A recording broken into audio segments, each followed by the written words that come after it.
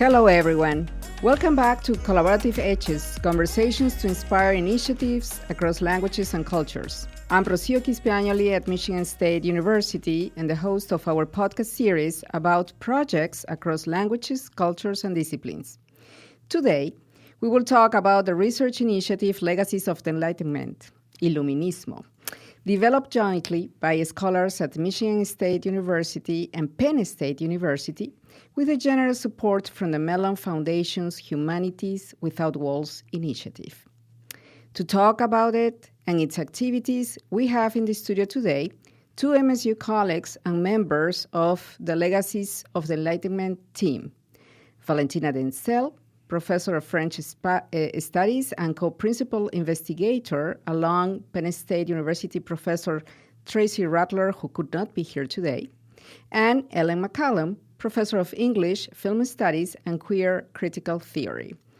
Welcome, Ellen and Valentina. Thank you for being here today. It's great to be here. Yeah, thank you for having us. Great. I would like to start with pointing out that between October 5th and 7th of this year, this MSU hosts the first workshop of Legacies of the Enlightenment with presentations by faculty and graduate students working on this period of time and trend of thought. Let's start with a kind of simple but very necessary question, Valentina. Why studying the Enlightenment today? That's a very good question. Tracy and I, my co-PI, when we thought about this project, the first thing that came to our mind were the Paris attacks, the attacks on the journal. And what was interesting is that the French public was looking at the Enlightenment period, especially Voltaire and his treatise on tolerance, to find a way how to deal with that. And it might be a specifically French thing, but Tracy and I, we both thought that the Enlightenment and the philosophy of the Enlightenment still has an influence on today's society, of how we, for example, consider the relationship between human and non-human. The question of materialism, and I'm sure Ellen can talk more about it later.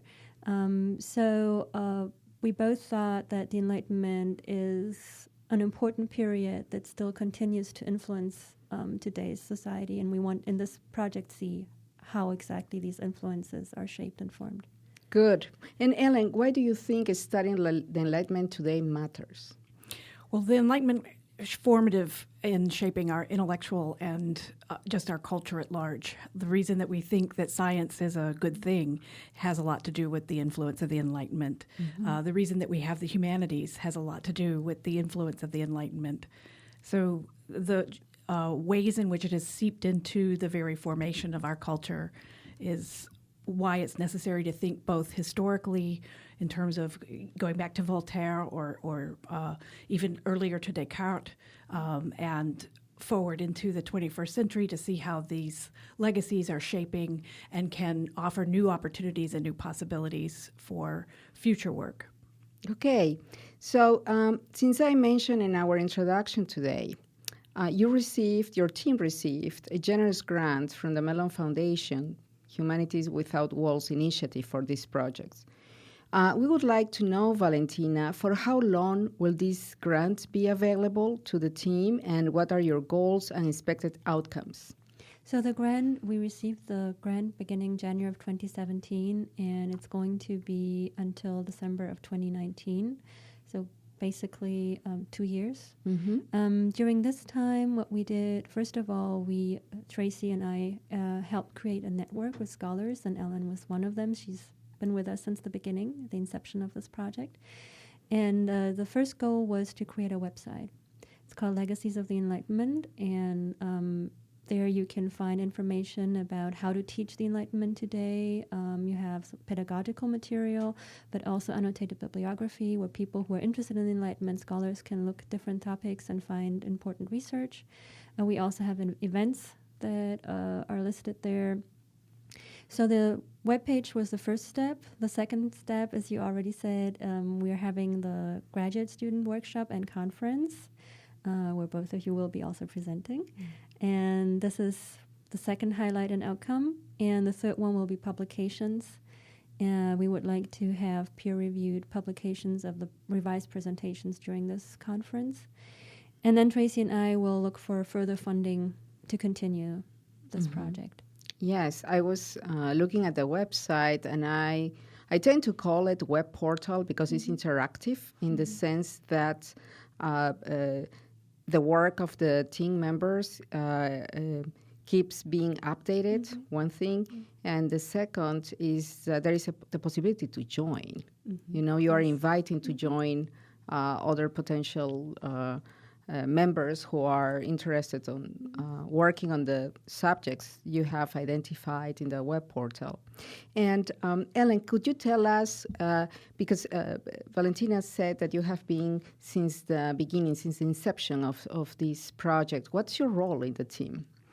Well, I have the privilege to be one of the faculty members that has participated in both the annotated bibliography of the website. So I'm just one of many people who has contributed entries of, annotating books that we have read or that we have taught, so that scholars and students can access the website to get information about where they could read next. And I also participated in the inception. I don't know if it was a workshop or a symposium last year in the spring of 2017, which brought together scholars from MSU and Penn State at Penn State to meet. And then we had a number of scholars who are participating in the project who were remotely connecting, Skyping in or Zooming in. And we developed the different categories. So the in-between category, the materialisms category. I'm blanking on some of the others. The disciplines category. All the ways in which the legacies of the Enlightenment are shaping the discourses and questions that we're investigating today. Yes. I would like to follow up on what you refer to as the disciplines that you have identified. I noticed in the web portal, Valentina, I focus on 5 distinctive, I call them research areas or directions, and disciplines: climate, materialism, in between, I love that term, and upheavals. How were these themes or areas selected to address the Enlightenment? That was during the first meeting that Ellen mentioned and where she was a part of, and you were a part of that too. Yes. And Tracy and I presented the general idea of the project, but this cannot be a 2-woman project. And as Ellen said, we have a lot of scholars participating, students and faculty. And so during this workshop, we created several groups of people who had common research areas and interests, and said, okay, what are the research areas that you would like to work on and that you think are linked to the legacies of the Enlightenment? And that's how we came up with climates, which is political climate, but obviously also climate in the sense of nature. Then in between, and disciplines go very well together because the Enlightenment was also a period where new disciplines were created. And then, of course, that continues in the 19th century. But there was a new approach for the encyclopedia of how to structure knowledge, how to categorize knowledge, and all the intersections of different kinds of knowledge creation. And so the in-between is basically the category that looks of what are the areas that fall in between the cracks that were created through this discipline area. And then we have upheaval that goes very closely with climates, because upheaval looks at revolution, rebellions, but goes also with the idea of political climate. And so these 5, and materialism, of which Ellen is a member of that category, and she has contributed greatly to that, because materialism is also very important in the 18th century of Diderot and other philosophers. Yeah, so let's go from there to Ellen. Could you, since you are a part of the team that examines materialism, Ellen, could you tell us more about that specifically? So some of the people that are interested in materialism are thinking in a classical materialist culture kind of way. So what are the artifacts and the things that, handiworks that people create, and what are the materials that we draw on, like fossil fuels or other forms of solar power? How are we materially using things in the world to create other kinds of things? But then there's a whole nother layer of critique that's emerged as a result of some of the ways that the Enlightenment has been taken up in subsequent centuries. One of these is new materialism, which is inspired by quantum physics, thinking about some of the queerer ways that the world works. So the way that electrons can be in sort of two places at once, or they can be particles or also waves, depending on how they go through a diffraction slit. What are the lessons we can learn from those kind of more quantum forms of material that are not as hard and tangible, but still are measurable? How do we learn to think materialism that way? And then a third layer of this would be the folks that are coming from a more Marxist perspective or evolving Marxist categories and thinking about the economic and material conditions of our industrial and post-industrial world. Good. Valentina, in which of the 5 teams or 5 areas are you taking part? I'm more in the upheaval. Okay. And I'm working. And what have people discussed there in that areas so far? Mostly we looked at political upheaval, but then also migration, immigration, everything that changes or creates a new state in society, like upheaval from a social point of view. I was more interested personally in the Marquis de Sade, and he's a perfect example of someone who falls into this category of upheaval, rebellion.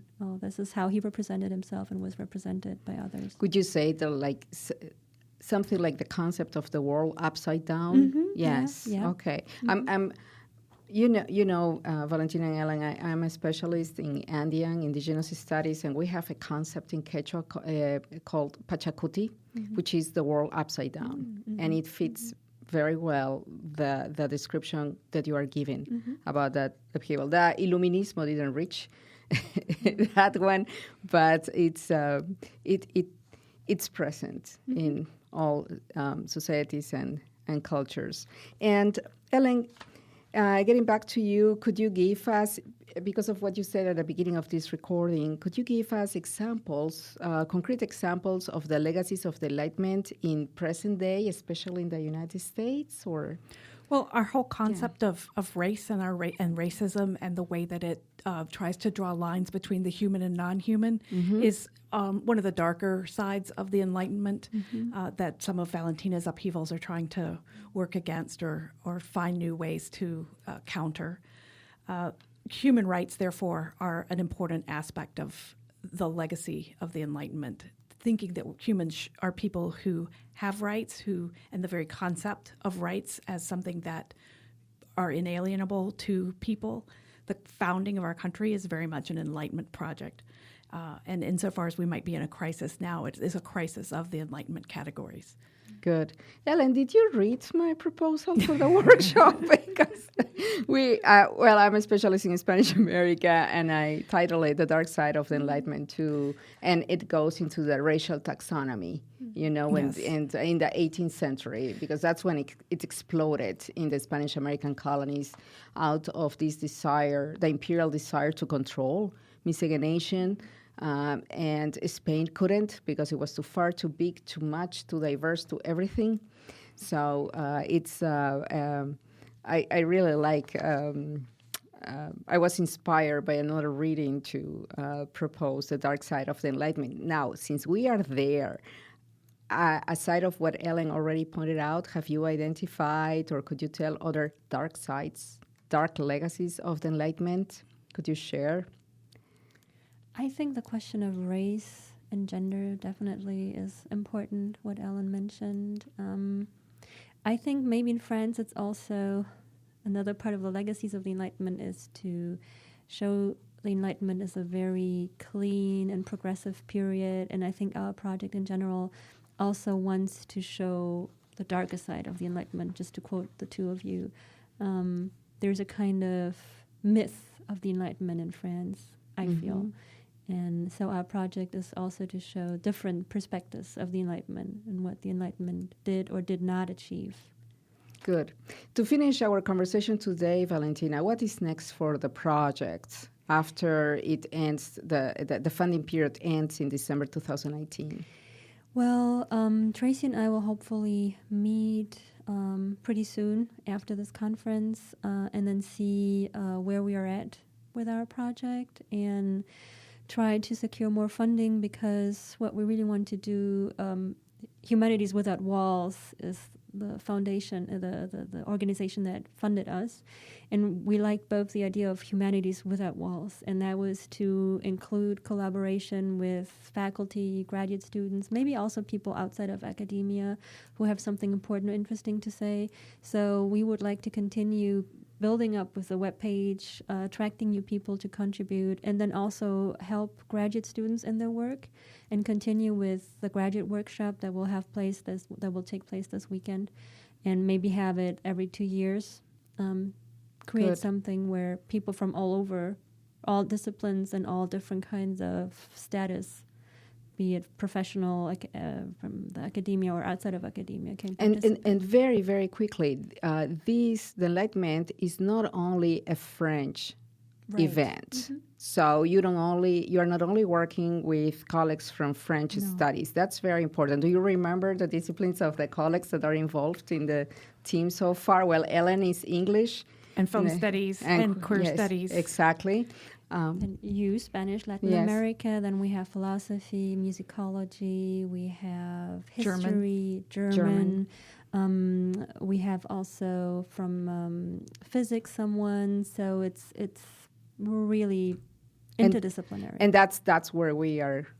We want to point out the collaborative aspect and the interdisciplinary aspect of this initiative.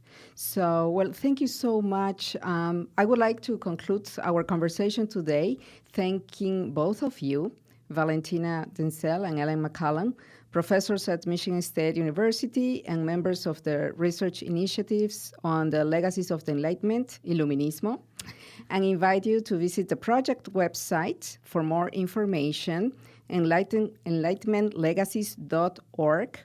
And thank you for being here today. Thank you for having us. Thank you. That was fun. That's great.